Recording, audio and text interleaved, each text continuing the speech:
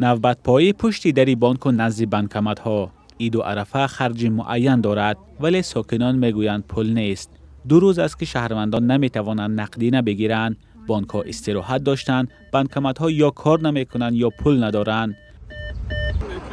حمید اسلاموف بازنشسته از شهر باختر برای گرفتن پول به کوچه برآمده است. از شرایط خدمت رسانی بانک آن هم در عرفه عیدها آگاه است.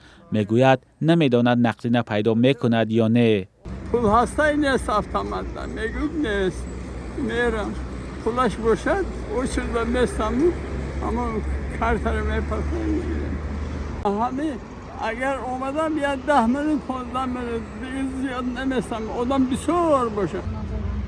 این دستگاه اولین بانک مالیوی خرد در باختر وقتی ثبت گزارشی ما پول نداشت. ساکنان میگویند کمبود پول مشکل اکثر بانک‌ها در مرکز ولایت ختلان است که پیش از عیدها زیاد دیده می شود.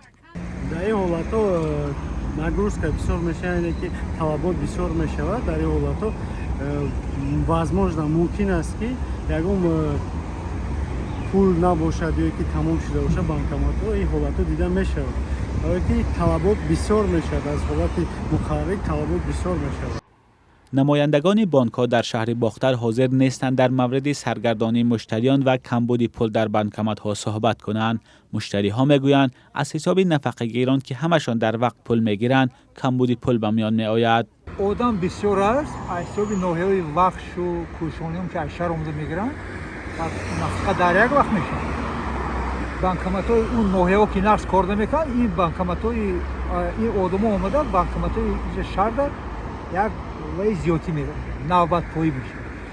اکثر بانک‌ها در شهر باختر به مشتریان بانک‌های دیگر برای گرفتن پول محدودیت جاری کردند. آنها نمی‌توانند از 200 سامانی بیشتر پول بگیرند و این حالت صرفه پول در بانکمت‌ها گفته می‌شود.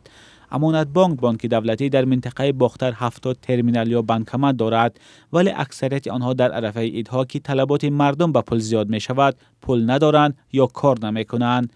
یک راه حل را ساکنان در گذشتن تاجران به پرداخت غیر نقدی می نامند ولی الحال تنها بنیادهای دولتی دستور شده است از پرداخت‌های نقد دست کشند. مولا رجب یوسفی، رادیوی آزادی، شهر باختر.